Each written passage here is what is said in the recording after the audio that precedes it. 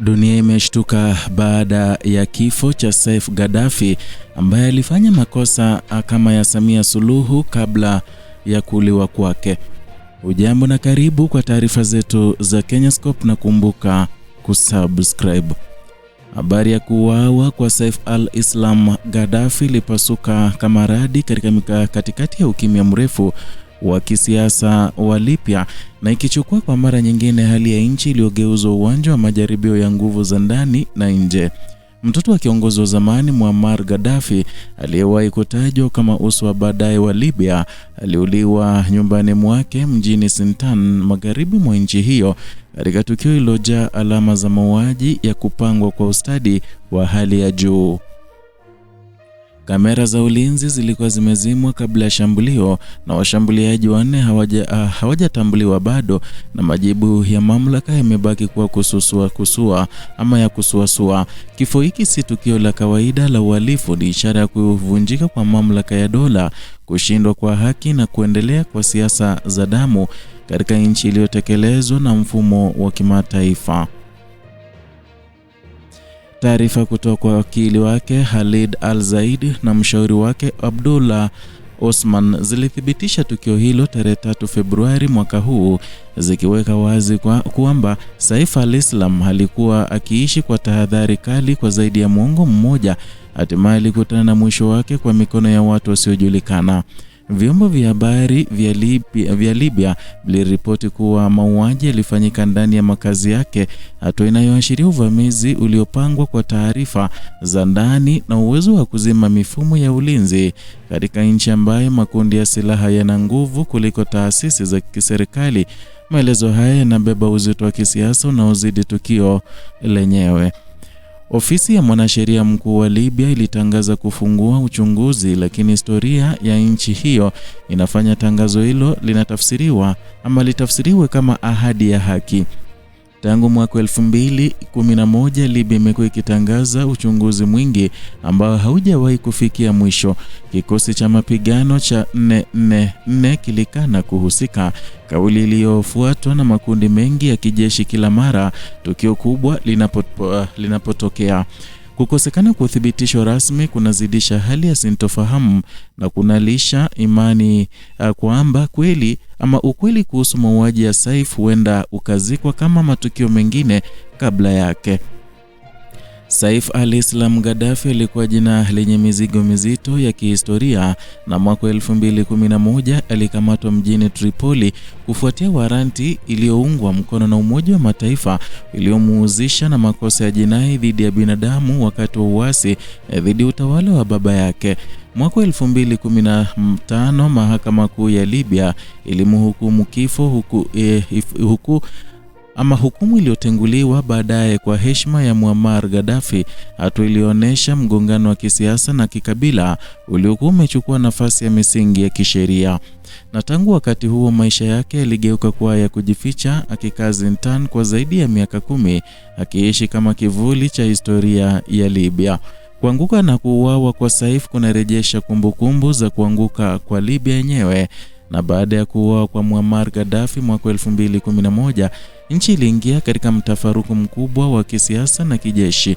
Makundi ya waasi, wanamgambo wa kikabila na vikosi vinavyoungwa mkono na mataifa ya nje viligawana mamlaka, na serikali zilizopinzani, mikataba ya amani isiyotekelezwa na mapambano ya kudhibiti rasilimali hasa mafuta viligeuza Libya kuwa taifa lisilo na mwelekeo wa kidiplomasia. Kifo cha Saif kinatokea katika mazingira haya na kinaonekana kama sura mpya ya kitabu kimoja cha machafuko yasiyoisha. Katika muktadha wa kimataifa, Libya imekuwa mfano wa kile kinachotokea pale mamlaka ya taifa inapovunjwa kwa kisingizio cha uingiliaji wa binadamu bila mpango wa baadaye. Mataifa ya magharibi yaliyoongoza mashambulizi ya mwaka 2011 yaliacha ombwe la madaraka, huku Umoja wa Afrika na jumuiya ya kimataifa vikishindwa kuweka mkakati wa muda mrefu. Saif aliyewahi kuonekana kama daraja kati ya Libya ya zamani na mpya alibaki katika limbo la kisiasa, akitumiwa kama kadi ya mazungumzo na makundi tofauti. Mauaji yake yaliondoa kabisa uwezekano huo na kufunga ukurasa mmoja wa kihistoria kwa damu. Ndani ya Afrika, tukio hili linaangazia tatizo pana la uwajibikaji wa viongozi wa taasisi, na bara limejaa mifano ya watoto wa watawala waliotoweka, waliouawa na waliogeuzwa alama za chuki za kisiasa baada ya mabadiliko ya ghafla ya madaraka. Ukosefu wa mifumo imara ya haki unafanya mabadiliko hayo kuandikwa kwa risasi badala ya sheria. Na Libya ni mfano uliokithiri, lakini si wa pekee, kwani ukimya wa Umoja wa Afrika na viongozi wa nchi nyingi akiwemo Tanzania unaashiria namna ambavyo bara limezoea kushuhudia machafuko bila kuchukua hatua thabiti. Tanzania, ambayo mara nyingi hujionyesha kama mtetezi wa amani na mshikamano wa Afrika, imekuwa kimya kwa muda mrefu kuhusu mzozo wa Libya. Ukimya huu unaendana na mwelekeo mpana wa sera za kigeni zisizo na msimamo thabiti katika kulinda haki za binadamu nje ya mipaka. Wakati viongozi wa Tanzania wakisisitiza amani na utulivu nyumbani, wanashindwa kutumia sauti yao katika majukwaa ya kikanda kushinikiza uwajibikaji wa kweli. Na kifo cha Saif kinapaswa kuwa kengele ya kuamsha dhamira hiyo, lakini historia inaonyesha uwezekano mdogo wa mabadiliko. Kwa raia wa Libya, mauaji haya ni ukumbusho mchungu kwamba hakuna aliye salama. Kama mtu aliyekuwa chini ya uangalizi wa kimataifa, mwenye historia ya kesi za kimataifa na aliye katika mji uliodhibitiwa na makundi yenye nguvu anaweza kuuawa nyumbani kwake, basi raia wa kawaida wana ulinzi gani? Hali inaathiri pia mustakabali wa kizazi kipya cha Libya ambacho kimekulia katika sauti za risasi badala ya sauti za mjadala wa kiraia. Kisiasa, kifo cha Saif kinatoa faida kwa wale wanaonufaika na hali ya sintofahamu.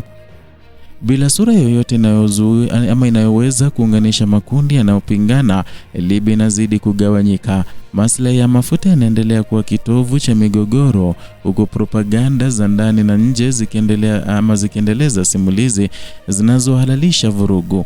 Mauaji ya Saif yanaingia moja kwa moja katika mkondo huu, yakiondoa mhusika aliyekuwa na uwezo wa kubadilisha mizani ya nguvu, hata kama uwezekano huo ulikuwa dhaifu. Na katika kiwango cha kimaadili, tukio hili linaibua swali la msingi kuhusu haki ya mpito katika mataifa yanayotoka kwenye migogoro. Saif alikuwa na mashtaka mazito dhidi yake, lakini alipaswa kukabili haki kupitia mifumo halali, si kupitia risasi gizani. Mauaji yake yanaashiria kushindwa kwa haki hiyo, na yanaweka mfano hatari kwamba historia inaweza kufutwa kwa nguvu badala ya ukweli. Na mwisho wa yote, damu ya Saif al-Islam Gaddafi inamwagika katika ardhi ambayo bado haijapona majeraha ya mwaka 2011. Ni damu iliyochanganyika na damu ya maelfu ya Walibya waliopoteza maisha katika vita visivyoisha.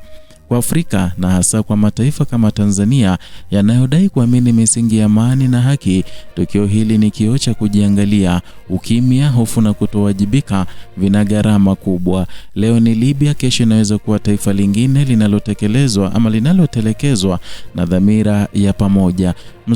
Mustakabali wa bara unategemea ujasiri wa kukataa siasa za damu na kukumbatia uwajibikaji wa kweli kabla historia haijaandikwa tena kwa vifo vipya. Ni hayo tuliokuandalia kutoka hapa Kenyascope. Tafadhali, ikiwa ni siku yako ya kwanza hapa, tusaidie kwa kusubscribe.